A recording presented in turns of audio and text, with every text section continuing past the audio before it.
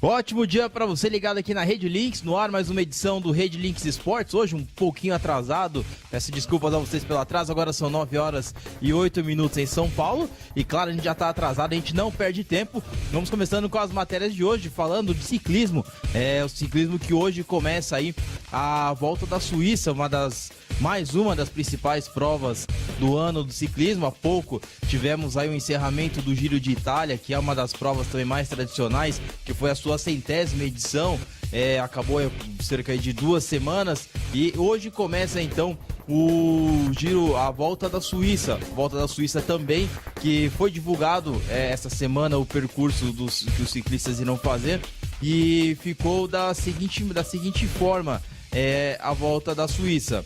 Os organizadores da Volta da Suíça divulgaram ontem o traçado da prova para este ano, que será do dia 10, hoje, a 18 de junho. Os ciclistas enfrentarão 9 etapas, com um total de 1.164 quilômetros e 17.490 metros de acumulado. A prova irá iniciar com um pequeno contrarrelógio individual em chão, com cerca de 6 quilômetros de distância. Os 2 dias seguintes serão muito provavelmente de chegada ao sprint. No dia 11, a etapa conta com 172,7 quilômetros, partida e chegada de chão. A etapa será em circuito, que irá ser repetido 4 vezes. Já no dia 12, a partida será de Mendichem e chegada a Bern, num total de 159,3 quilômetros. O quarto dia será o primeiro para fazer algumas diferenças. Com partida novamente de Bern, contará com 143,3 quilômetros e termina no alto de Villars-sur-Orlon. No dia seguinte, o pelotão sairá de Bex para a etapa mais longa da prova. Serão 222 quilômetros até Seville, onde prevê que serão novamente os sprinters a fazer a festa. A 6ª etapa será a mais dura de todas, com saída de Locarno. Ao longo dos 166,7 quilômetros, os ciclistas terão de enfrentar as subidas de San Bernardino e Albo La Paz, pouco antes da meta. Na sexta-feira, a 7ª etapa, com 166,7 km, terminará em Solden, a 2.780 metros de altitude. Será o final mais alto da história da Volta da Suíça. No sábado, o pelotão terá novamente uma etapa em circuito em Schaffhausen. E para terminar, no último dia, estará reservado um contrarrelógio individual de 28,6 km também em Schaffhausen. Foram também anunciadas as equipes convidadas para a prova: Aqua Blue Sports, CCC Sprint Polkowski, Direct Energy e a Rupunte Nederlands Lottery farão parte do pelotão para a edição deste ano da Volta da Suíça. Como eu disse, começa hoje e termina no dia 18 de junho. Você acompanha as notícias do decorrer da Volta da Suíça no site da Rede Links. Todos os dias eu estarei colocando lá as informações de tudo que estará rolando aí na Volta da Suíça. A Volta da Suíça, que claro não contará com um dos ciclistas mais conhecidos, que é o Nairo Quintana. O Nairo Quintana, que por muito pouco acabou aí perdendo o título do Giro de Itália. Ele agora só volta ele não corre antes da Volta da França. A fadiga provocada pelo Giro de Itália fez com que Nairo Quintana tenha optado por não participar da Route du Sud de 15 a 18 de junho, e em vez disso vai fazer a sua preparação na Colômbia. Quintana acredita que é mais positivo para ele recuperar em casa e preparar-se para a volta à França através de treino em oposição às corridas. O ciclista da Movistar esperava ser o primeiro, desde Marco Pantani em 1998, a conquistar o Giro Tour no mesmo ano, mas o colombiano terminou o Giro em segundo lugar, atrás de Tom Dumoulin. A opção de não fazer qualquer prova antes da Volta à França não é surpreendente, visto que Quintana, no ano passado, também não fez qualquer prova entre o fim da Volta à França e o início da Vuelta. Mas havia a possibilidade dele correr a Route du Sud, situação que se confirma agora que não irá acontecer. Então, Nairo Quintana, que claro que é um dos ciclistas mais conhecidos na atualidade, um dos ciclistas que mais tem competido e entrado sempre, claro, como favorito nas suas competições, não irá competir aí na Volta da Suíça. Agora, passando do ciclismo, vamos falar agora do basquete. A NBA, que essa semana aí tem pegado fogo e claro que Na NBA tudo pode acontecer e cada jogo na NBA é uma emoção diferente, isso todo mundo sabe, isso não é novidade para ninguém. E esta semana, claro, a história se repetiu e com os recordes, Cavs atropelam Warriors e ainda respiram na final da NBA. O Cleveland Cavaliers ainda vive na final da NBA. A equipe entrou em quadra na Keith Lawrence Arena na última sexta-feira com uma situação muito clara: era ganhar ou ganhar diante do Golden State Warriors. E os atuais campeões fizeram de forma categórica 137-116. Como resultado, no quarto jogo, os Cavs somam o primeiro triunfo, encerram o aproveitamento perfeito do adversário nos playoffs, vinha de 15 vitórias em 15 jogos, e evitam a chance de serem varridos. Agora, a série voltará para Oakland, onde ocorrerá a quinta partida na próxima segunda-feira, às 22 horas, horário de Brasília. Os mandantes controlaram a partida inteira e mantiveram grande vantagem desde o primeiro quarto. Além disso, o time alcançou diversos recordes, como o maior número de pontos em um tempo e o maior número de cestas de 3 em uma partida. Ambas estatísticas dizem respeito apenas às finais da liga. O duelo ainda teve LeBron James superando Michael Jordan no número de pontos em decisões da NBA. Com os 31 anotados nesta sexta-feira, o astro dos Cavs foi a 1.207 pontos e assumiu o terceiro lugar entre os maiores cestinhas, deixando Jordan com 1.176 em quarto e Jerry West 1.679 e Kareem Abdul-Jabbar com 1.317 estão à frente. Vale lembrar que antes King James já havia superado Michael Jordan com o maior cestinha da história da pós-temporada, somando também 11 assistências e 10 rebotes. O camisa 23 também conseguiu um triple-double, o seu nono em finais da NBA, o que fez se isolar como recordista neste quesito. Até esta sexta, ele estava empatado com 8 com ninguém menos do que Magic Johnson. Quem também brilhou na partida foi Kyrie Irving, que terminou como cestinha ao anotar 40 pontos. Kevin Love fez 23. Do outro lado, Durant voltou a ter boa atuação e conseguiu 35 pontos. Já Klay Thompson, Stephen Curry e Draymond Green, com 13, 14 e 16 unidades cada, respectivamente, tiveram atuação discreta. Curry ainda distribuiu 10 assistências. Precisando a qualquer custo da vitória, o time da casa mostrou grande ímpeto e aproveitando as bolas de 3, aproveitamento aí de 7 de 12 no primeiro quarto, logo abriu boa vantagem. Tristan Thompson começou muito bem, sobretudo nos rebotes, 5 rebotes aí de Thompson, e Kevin Love anotou nada menos do que 14 pontos. Do outro lado, os Warriors estavam longe da frieza e concentração dos 3 primeiros jogos, como uma falta boba de Curry e uma técnica de Green por cotovelada em Shepard. Com o domínio avassalador, os Cavs abriram 49-33 e somaram a maior pontuação em um quarto em uma partida das finais da NBA. A marca anterior era de 43 unidades. Na volta para o segundo período, o Cleveland manteve o ritmo acelerado e não deu chances de reação ao adversário, ampliando a diferença em 2 pontos ao vencer o quarto por 37-35. Além disso, recordes foram colecionados com um placar parcial de 86-68. Segue mais ou menos uma lista dos recordes. Maior número de pontos em um quarto nas finais, Cavs 49. Maior número de pontos em um tempo nas finais, Cavs 86. Maior número de pontos em um tempo em uma partida de pós-temporada na história, Cavs 86.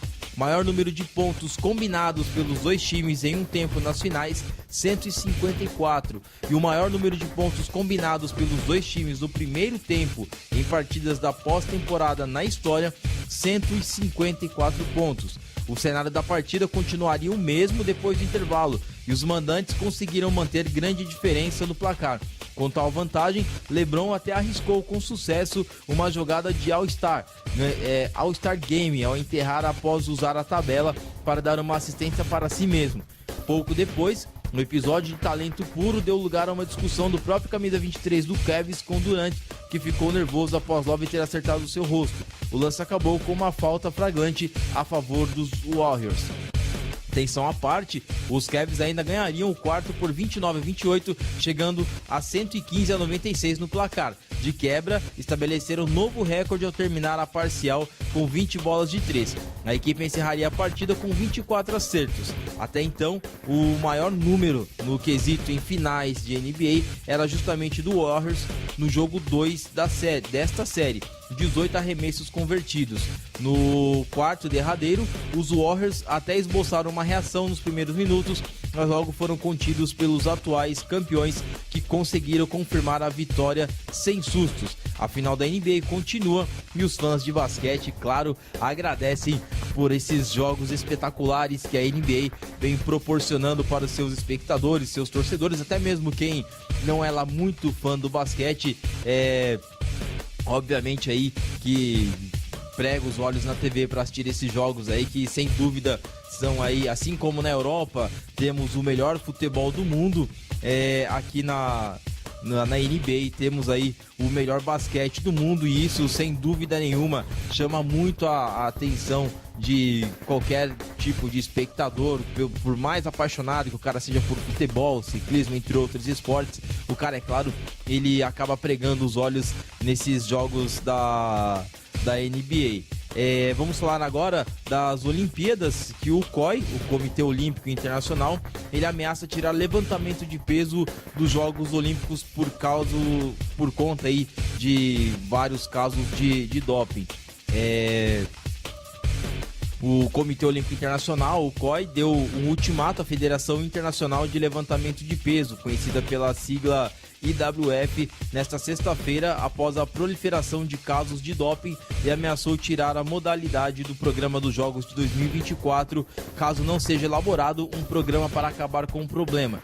O presidente do COI, o alemão Thomas Bach, anunciou em Lausanne, na Suíça, que se o esporte quiser continuar nos Jogos, tem até dezembro deste ano para explicar como vai acabar com os recorrentes casos de consumo de substâncias proibidas.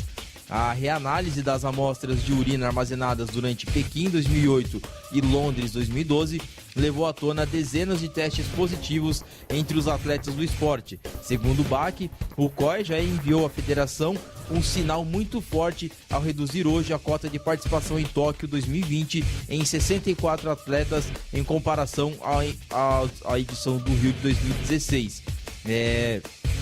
Então agora mais um caso por conta do doping, envolvendo assim nas Olimpíadas esse tipo de situação, e o levantamento de peso, claro, ele fica aí ameaçado de ser extinto dos Jogos Olímpicos, até porque existe sim uma forma de você, dentro das mais variadas modalidades olímpicas, cada modalidade, cada federação determina uma forma de se prever e se conter a questão do doping. Neste caso aí, nota-se que no levantamento de peso não há estabelecida uma regra, não é estabelecida aí uma forma de contenção de doping, e isso, claro, agora pode levar à suspensão, até mesmo à extinção da modalidade nas Olimpíadas.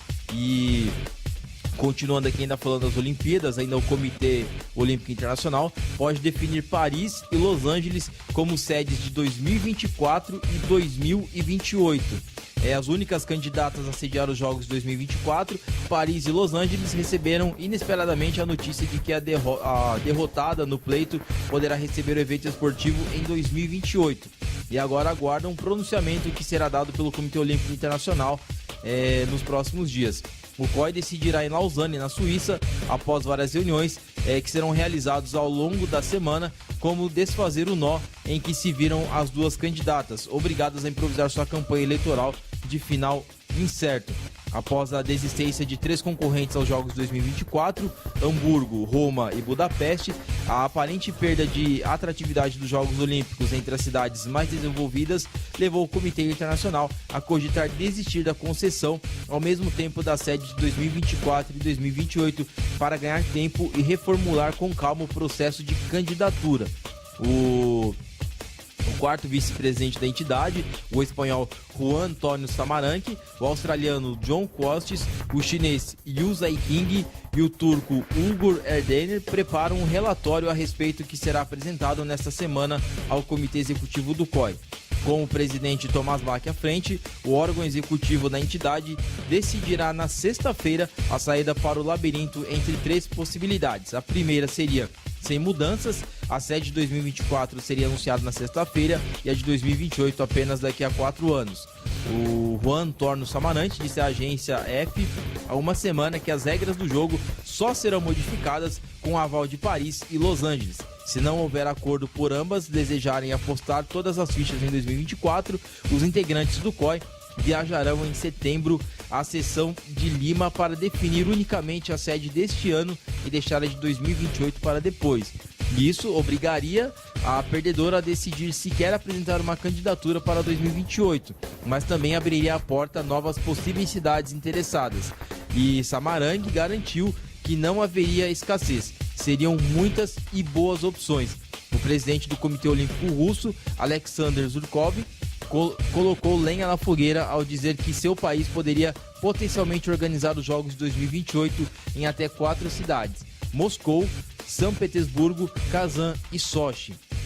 A opção 2 seria escolhidas em Lima, no Peru, tanto a sede de 2024 como de 2028. Se o COI decidir abordar o problema com uma medida radical, pode pedir à sua Assembleia, primeiramente, que aprove a mudança de regras nessa sexta e em setembro defina qual receberá o evento em 2024 e qual terá a responsabilidade 4 anos depois. A sensação geral é de que, neste caso, os Jogos de 2024 aconteceriam à sombra da Torre Eiffel e os de 2028 sob o sol da Califórnia. A construção da Vila Olímpica de Paris, na região de Saint-Denis, não pode demorar 4 anos. Os apartamentos dos atletas depois se transformariam em moradias sociais e sua entrega já está comprometida nos planos municipais para imediatamente após os Jogos Olímpicos de 2024. Há outros aspectos que pesam a favor dessa ordem, como o centenário de Paris, 1924, e a certeza de que em 2028 a presidência dos Estados Unidos já não será ocupada por Donald Trump. E a opção 3 escolhe-se em Lima, a sede dos Jogos 2024, e se negocia com a candidatura derrotada condições vantajosas para 2028. Então aí está ainda esse impasse referente à candidatura das Olimpíadas para a sede de 2024, e é claro que na falta de opções para essa concessão, essa disputa da concessão, fica essa dúvida entre Paris e Los Angeles, podendo sim uma já definir em 2024, outra em 2028, e claro que cabe aí ao COI, o Comitê Olímpico Internacional, definir quais seriam as opções. Daqui a pouco a gente volta com o restante dessas informações a respeito da possível sede das Olimpíadas de 2024, e também já voltamos com as informações do Campeonato Brasileiro, que este final de semana tem clássico de novo. Corinthians aí recebe o São Paulo em Itaquera. O Santos buscando aí uma reabilitação após a demissão do técnico Dorival Júnior.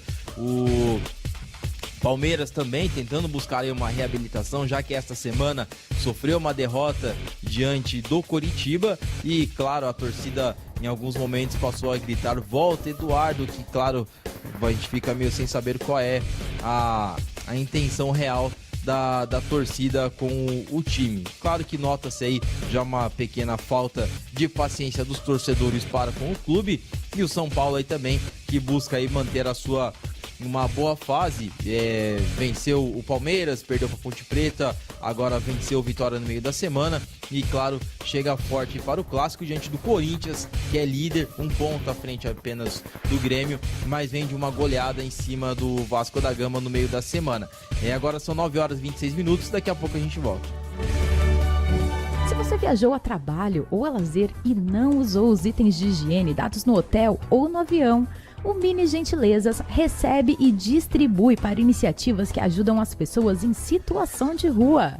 O Mini Gentilezas faz parte da ONG Argilando, que apoia e distribui essa ideia. Mas atenção, só são aceitos itens de higiene pessoal.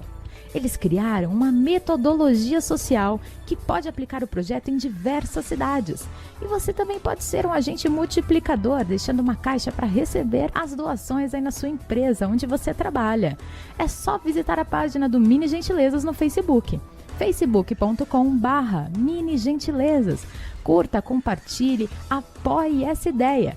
Todos os envolvidos são voluntários. Lá na página tem todas as informações de como fazer parte desse projeto maravilhoso. A Rede Links te ajuda a fazer o bem. Rede Links, a sua rádio ontem, hoje, sempre. Você sabia que a internet aumentou o alcance das emissoras de rádio? Além de poder ouvir nossa rádio em sua casa, trabalho e no carro, através de seu smartphone, você pode nos ouvir também em qualquer cidade, estado ou país. Basta baixar e instalar o aplicativo em seu celular ou tablet. É de graça! O Radiosnet está disponível para Android e iOS no site radiosnet.com. Oi, gente! No próximo domingão, a gente vai se virar nos 30 aqui na Rede Links. Vamos aproveitar tudo na cozinha sem desperdício. Tô te convidando para entrar na minha cozinha nos domingões às 5 da tarde. É o Batuque na Cozinha para aquele nosso encontro descontraído. Vão rolar dicas e curiosidades também. E de sobremesa, um delicioso pagodinho. Porque ninguém é de ferro, né? Te espero lá. Rede Links, sua rádio, ontem, hoje e sempre. Com você, é claro, no maior carinho. Redelinks.vai.lá. Vai lá, você não vai se arrepender. Batuque na cozinha, sim, eu não quero. Por causa do batuque eu queimei meu pé. Batuque na cozinha, sim, eu não quero. Por causa do batuque eu queimei meu pé. Não morre. Você sabia que dá para ouvir a Rede Links pelo site redelinks.vai.lá e também por aplicativos? Sério? Quais aplicativos? Tem o TuneIn, o iRádios, o Rádios Brasil, o Radiosnet e também o site radios.com.br. Você escolhe o seu aplicativo preferido e busca por Rede Links. Tudo junto, separado, não importa. Se você não conseguir encontrar, entre no nosso site redelinks.vai.lá e clique em sites e aplicativos parceiros no menu. Lá está explicado passo a passo para você não perder nenhum segundo da sua programação favorita, quando e onde quiser. Sintonize! Rede Links, a sua rádio ontem, hoje e sempre.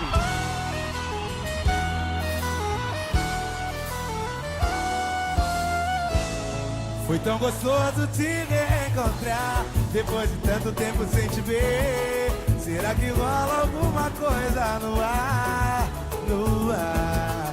Se você não tem nada a perder, que tal saímos para conversar? Vai ser legal se a gente se envolver. Vai! Foi tão gostoso te reencontrar, depois de tanto tempo sem te ver.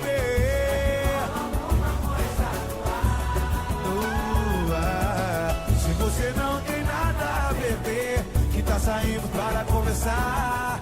Vai ser legal se a gente se envolver. Mas o problema é que a chuva tá caindo e eu vou ter que te abrigar. Lá em casa, a minha cama tá querendo novamente o teu corpo pra fazer amor. O problema é que a chuva tá caindo e eu vou ter que te abrigar. Lá em casa, a minha cama tá querendo novamente o teu corpo pra fazer. Vamos embora então. Já é madrugada, eu já senti que aí o jeito é ficar com você. E assim eu posso dizer a verdade, que ainda resta uma saudade guardada aqui dentro de mim. Vai! É tão gostoso te encontrar, depois de tanto tempo sem te ver. Será que rola alguma coisa no ar? Que tal saímos para conversar? Legal se a gente se envolver. Mas o problema é que a chuva tá caindo e eu vou ter que te abrigar. A minha cama tá querendo novamente o teu corpo pra fazer amor. E todo mundo no shot do Pichar. A minha cama tá querendo novamente o teu corpo pra fazer. Vamos embora então. Eu já senti que aí o jeito é ficar com você. E assim saudade dentro de mim. Agora já é madrugada, eu amo você, o jeito é ficar com você. E assim eu posso dizer a verdade, saudade dentro de mim. Agora já é madrugada, eu amo coisa linda, e assim eu posso dizer a verdade, que ainda resta uma saudade guardada aqui dentro de mim.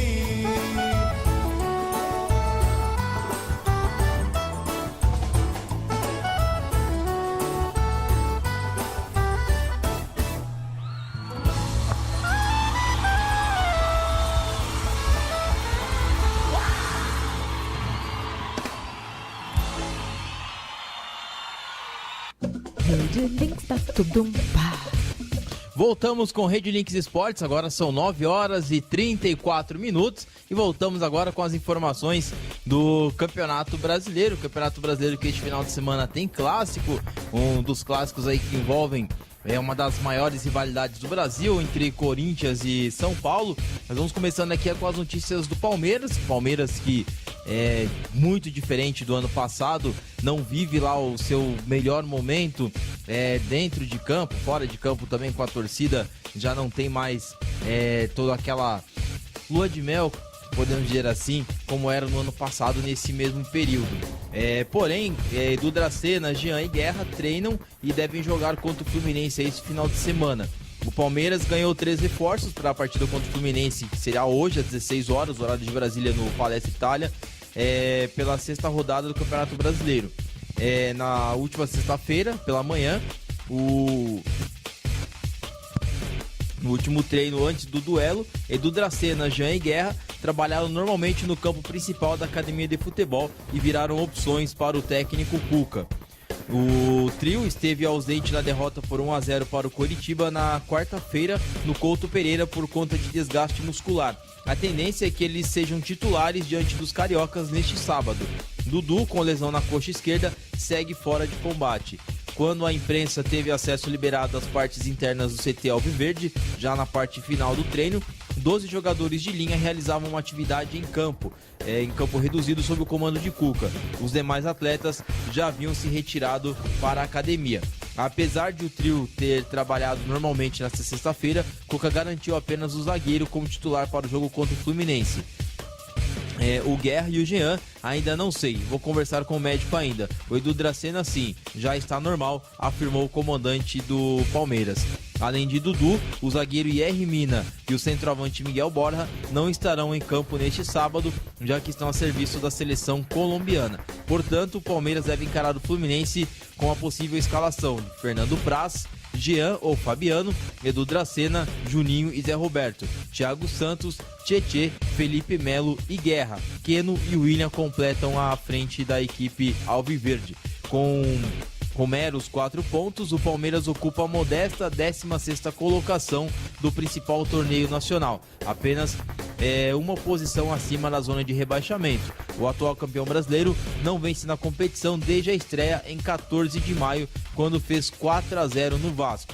O Fluminense, por sua vez, figura no 4º lugar com 10 pontos. Essa então é a situação do Palmeiras para este final de semana no Campeonato Brasileiro.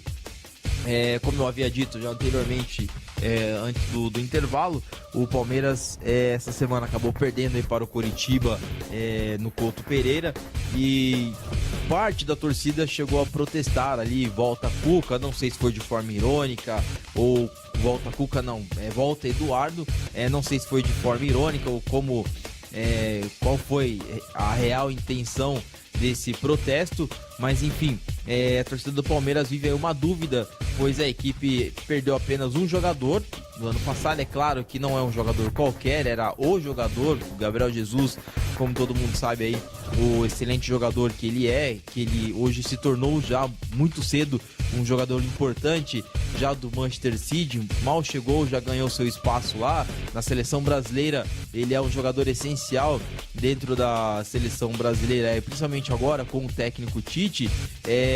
Enfim, porém o Palmeiras acabou, mesmo com a perda do Gabriel Jesus, passou a contratar mais jogadores, claro, com certo nome, assim como foi o Borja, assim como foi com o Felipe Melo, com o Guerra. O Palmeiras até em algumas ocasiões atravessou negócios de outros clubes, deixando até mesmo a ser questionada até a ética do clube em si, e isso acabou criando um mal-estar entre diretorias, enfim, mas isso é um problema que aparentemente já é passado, e enfim, só que mesmo com todas essas situações, o Palmeiras não conseguiu dentro de campo ainda mostrar um futebol convincente. Semana passada, o técnico Cuca, ele disse na sua entrevista que estão ainda começando a colocar o esquema de jogo deles, estão recuperando a forma de jogar após um empate com o Atlético Mineiro em casa,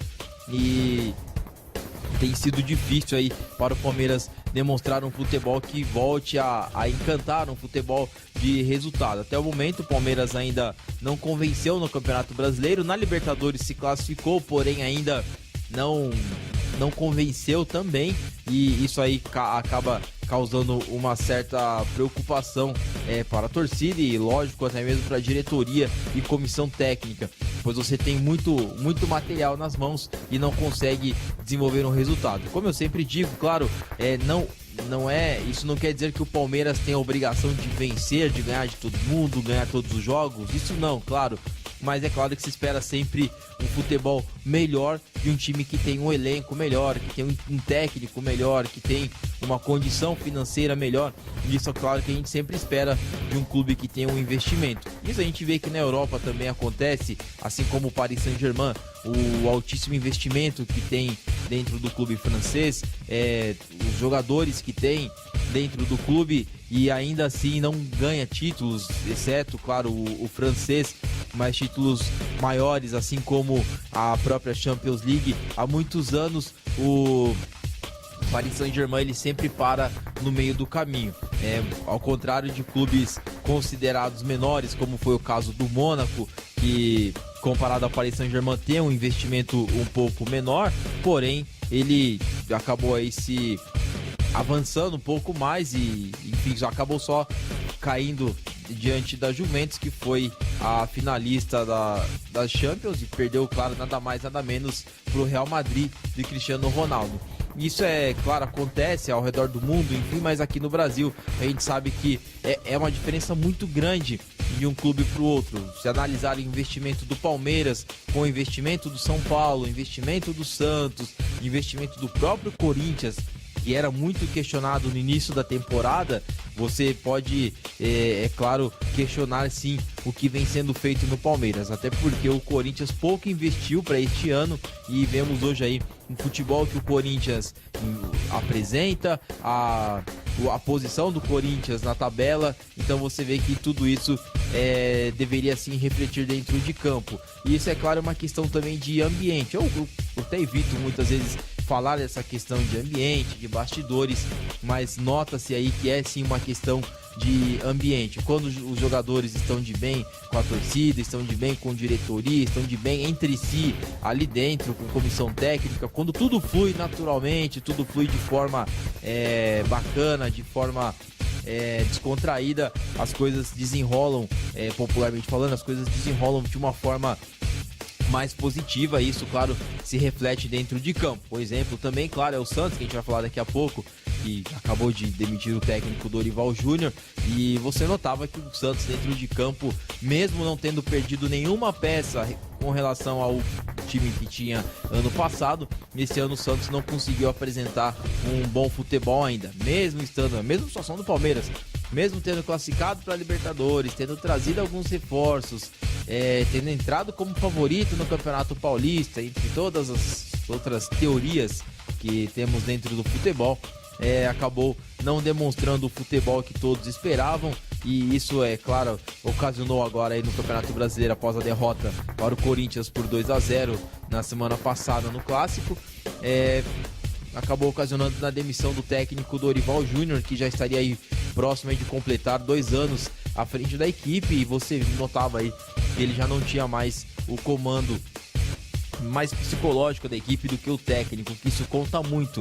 O técnico não é só orientar dentro de campo, não é só criar esquema tático, fazer treinamento, tem toda essa questão também do psicológico. Isso a gente sabe também do técnico Tite, quando ele chegou à seleção brasileira, o quanto ele mudou sem mudar muita coisa nas suas convocações. Continuando aqui, falando agora do Santos, só reforçando aí que o Palmeiras, ele enfrenta hoje o Fluminense às 4 da tarde. O Santos, que amanhã enfrenta o Atlético Paranaense lá na Arena da Baixada. O Santos que não vence lá também há muito tempo, e vice-versa, que o Atlético Paranaense também não vence aqui em São Paulo, o Santos há muito tempo. Então até eu sempre brinco isso aí, são 3 pontos garantidos, tanto pro Atlético lá como pro Santos aqui nesse duelo. O Santos que pode contar amanhã já com o Lucas Lima. Amanhã quem estará no comando da equipe no banco de reservas será o Elano, que está como interino. E o Santos, claro que essa semana aí acertou a contratação do técnico Levir Coupe, que acompanhou o jogo contra o Botafogo na última quarta-feira no estádio do Pacaembu. Amanhã estará também no Paraná, e já na segunda-feira será apresentado e já inicia aí os seus trabalhos no comando do Santos. Ele que contará, claro, com o auxílio do Elano e do Marcelo Fernandes, que acabou sendo aí personagem de uma situação chata no Santos, quando o Dorival Júnior pediu para que ele fosse afastado da comissão técnica, e acabou causando mal-estar pelo fato dos jogadores gostarem muito do Marcelo Fernandes. Acabou causando aí um certo mal-estar por parte dos jogadores com o técnico Dorival Júnior, onde notou-se aí a decadência do Santos dentro de campo e fora de campo também. O Lucas Lima acabou surpreendendo os médicos, e ele amanhã poderá sim estar de volta diante do Atlético Paranaense. Amanhã o jogo será às 19 horas, horário de Brasília, em Curitiba, válido aí pela 6ª rodada do Campeonato Brasileiro. O Lucas Lima está completamente recuperado de um estiramento muscular na coxa direita, sofrido na partida contra o Coritiba no dia 20 de maio, e já voltou aos treinamentos com bola. O camisa 10 surpreendeu os médicos do clube. Inicialmente a expectativa era que o meia retornasse apenas no clássico diante do Palmeiras na próxima quarta-feira às 21h45 na Vila Belmiro. Com isso, Emiliano Vecchio volta para o banco de reservas, e além de Lucas Lima, Bruno Henrique também retorna. O Bruno Henrique, que acabou aí sendo expulso no jogo diante do Corinthians, ficou de fora do jogo contra o Botafogo, mas volta amanhã contra o Atlético Paranaense. O atacante cumpriu a suspensão aí diante do Botafogo. Porém, Zeca e Ricardo Oliveira devem seguir no departamento médico. Os dois não treinaram durante a semana e dificilmente viajarão para Curitiba. O provável Santos para o Atlético contra o Atlético Paranaense será formado por Vanderlei, Vitor Ferraz, Lucas Veríssimo, David Braz e Copete, improvisado na lateral.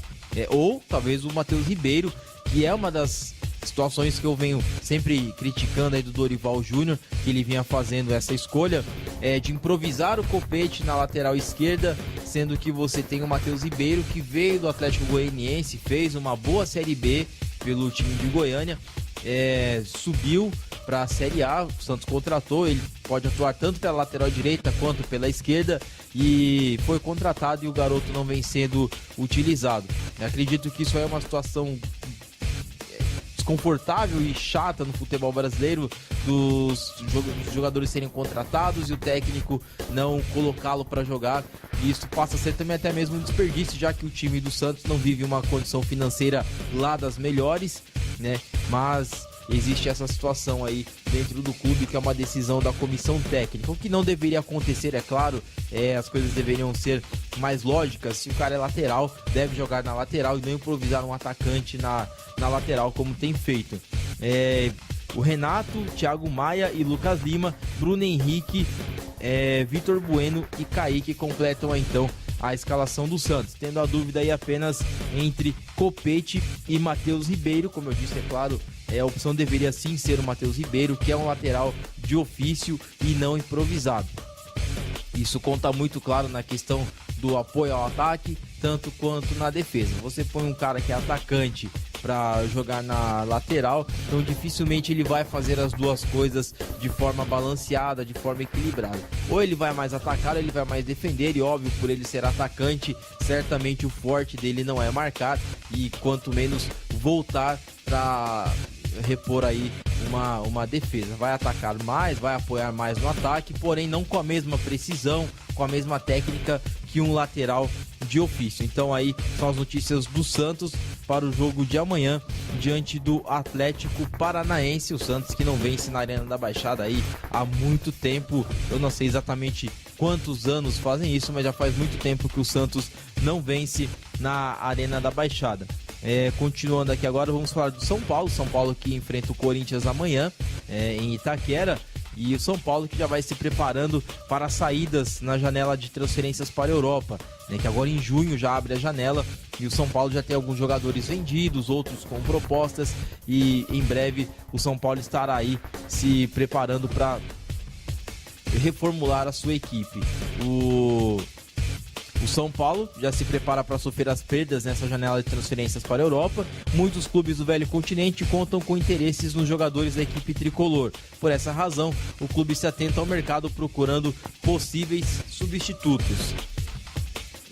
Antes do triunfo da última quinta-feira contra o Vitória no estádio do Morumbi, o diretor de futebol Vinícius Pinotti foi questionado sobre um desmanche no elenco e ao que respondeu-se de forma enfática: se perdemos algum atleta, será reposto no mesmo nível ou melhor, afirmou o dirigente. O técnico Rogério Ceni é outro que está ciente da necessidade do São Paulo em fazer caixa com a venda de jogadores nos próximos meses, mas ressaltou que precisa manter os principais atletas do elenco. Ele disse o seguinte: temos de olhar o que queremos no campeonato. Tivemos 3 saídas, estão falando do Rodrigo Caio e também outros nomes são sondados. Não sei como anda a parte financeira do clube, mas temos de tentar segurar o máximo de jogadores para brigar no Brasileiro. Ele continuou ainda dizendo que é possível ver a nossa necessidade. Michael Suel acabou de chegar e já jogou. O Araruna e o Wesley estão voltando para a próxima semana e assim vamos ganhando corpo. Se for necessário vender, que seja na posição em que mais temos atleta, reforçou aí o técnico Rogério Ceni. A posição a que o treinador se refere é a defesa, onde o clube conta com Maicon, Douglas, Éder Milton, Lucão, Lugano e Rodrigo Caio. O último, no entanto, tem propostas da Itália e deve deixar o clube, conforme dito pelo próprio Rogério Ceni.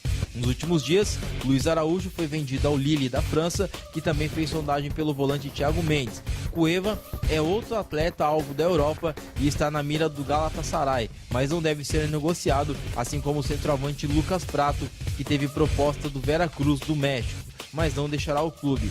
Sem divulgar nomes, as posições alvo do São Paulo já são conhecidas. O clube busca um zagueiro para suprir a iminente saída de Rodrigo Caio, um meio-campista ideal para deslocar Cueva para o lado esquerdo, como no esquema de Rogério Ceni, ou um atleta para atuar pelos lados, como o peruano, seguindo mais centralizado em campo.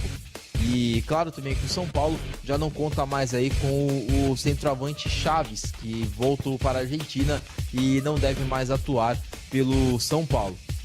Então o São Paulo vive agora esse problema com relação a jogadores que estão de saída, tem as opções que podem chegar também, porém o São Paulo São Paulo que sempre teve sim essa boa fama de vender jogadores, vender bem, inclusive jogadores muito novos, muito antes de se formarem como profissionais. O São Paulo já consegue vendê-los aí com valores, bons valores de mercado, se tratando de Brasil. O São Paulo que enfrenta o Corinthians amanhã. Os últimos encontros entre São Paulo e Corinthians não são muito bons para o torcedor são paulino, porém sabemos que é clássico, que em clássico tudo pode acontecer, embora os clubes vivam em momentos opostos. Não são tão opostos assim. O São Paulo vem de oscilações e o Corinthians vem de uma crescente. O São Paulo apresenta boas partidas em alguns momentos, como também apresenta futebol ruim em outros, enfim. E agora falando aqui do Corinthians, o técnico Fábio Carille prevê a escalação de Romero e adia a definição sobre o zagueiro paraguaio Balbuena. O Corinthians terá ao menos um jogador paraguaio em campo contra o São Paulo no domingo em Itaquera. Após o treinamento da tarde da última sexta-feira, o penúltimo preparatório para o Clássico, o técnico Fábio Carille confirmou a escalação do atacante Ángel Romero e admitiu a possibilidade de contar também com o zagueiro Fabián Balbuena. O técnico disse o seguinte: o Romero jogou 70 minutos pelo Paraguai. Pelas informações que recebemos, tudo transcorreu bem. É provável que comece o jogo, comentou o comandante corintiano. Lembrando que o atleta esteve em ação na derrota da seleção paraguaia em amistoso contra o Peru por 1-0 com gol de falta do centroavante Paulo Guerreiro, que atua pelo Flamengo. O Romero é aguardado para se juntar ao elenco corintiano no CT Joaquim Grava. Com o retorno dele, o meia Cleison voltará ao banco de reservas contra o São Paulo. Já o também armador Marquinhos Gabriel, que se destacou na goleada por 5-2 sobre o Vasco, seguirá no time, assim como o lateral direito improvisado Paulo Roberto. Afinal, Rodriguinho e Fagner continuam sob o comando de Tite na seleção brasileira. O Marquinhos jogará na direita, o Jadson no meio, o Romero na esquerda, adiantou o Carille, que não é nada adepto do mistério. Os seus treinamentos são abertos à imprensa antes de clássicos ou de jogos menos importantes, com a única orientação de não haver registros de imagem do trabalho tático para a equipe titular. O Corinthians poderá ter ainda mais uma alteração diante do São Paulo. Balbuena está recuperado de uma lesão muscular na coxa direita e já trabalha normalmente no gramado do CT Joaquim Grava. O Carille disse o seguinte sobre ele: decidiremos amanhã, que seria hoje, sábado. Postergou o Carille, que utilizará Pedro Henrique caso o paraguaio seja vetado pelo departamento médico. Assim, o Corinthians enfrentará o São Paulo com a seguinte formação, ou a possível formação: Cássio, Paulo Roberto, Pedro Henrique ou Balbuena, Pablo e Guilherme Arana, Gabriel, Maicon, Marquinhos, Gabriel, Jadson, Romero e Jô, formando aí a escalação do Corinthians para o clássico de amanhã diante do São Paulo em Itaquera. Essas foram as informações do Corinthians aí sob o comando do técnico Fábio Carille, que vem tendo aí sim uma boa atuação, uma das revelações dos novos treinadores, dessa nova geração de treinadores do nosso futebol brasileiro, principalmente aqui no futebol paulista. O Fábio Carille, que vem se destacando, mesmo aí diante de técnicos como o Rogério Ceni, que é um técnico novo também, mas comparado ao trabalho do técnico Cuca, embora, claro, o técnico Cuca tenha chego de volta agora no Palmeiras, ainda o trabalho do Fábio Carille vem se despontando com uma diferença enorme diante dos rivais. Estas foram as informações de hoje do Rede Links Esportes e, claro, durante a semana você acompanha aí no site da Rede Links todas as informações referentes à volta da Suíça, que estarei postando as informações de cada etapa do Campeonato Brasileiro, as informações de todas as rodadas dos clubes sobre o mercado, ainda mais agora no mês de junho, e abre aí a janela de transferência. Também vamos saber aí quem sai, quem fica, quem volta, quem não volta, enfim, todas as informações referentes aos clubes do Brasil, da Europa também. E você, claro, acompanha todas as informações no site da Rede Links. O Rede Links Esportes fica por aqui. Semana que vem a gente volta com mais informações, Campeonato Brasileiro, Seleção Brasileira, e vamos falar também aí sobre todas as informações das Olimpíadas e claro, vamos falar também de mais esportes para você. Semana que vem a gente volta. Fiquem com Deus, uma boa semana, um ótimo final de semana a todos. Semana que vem estamos de volta com o Rede Links Esportes aqui na Rede Links, a sua rádio ontem, hoje e sempre.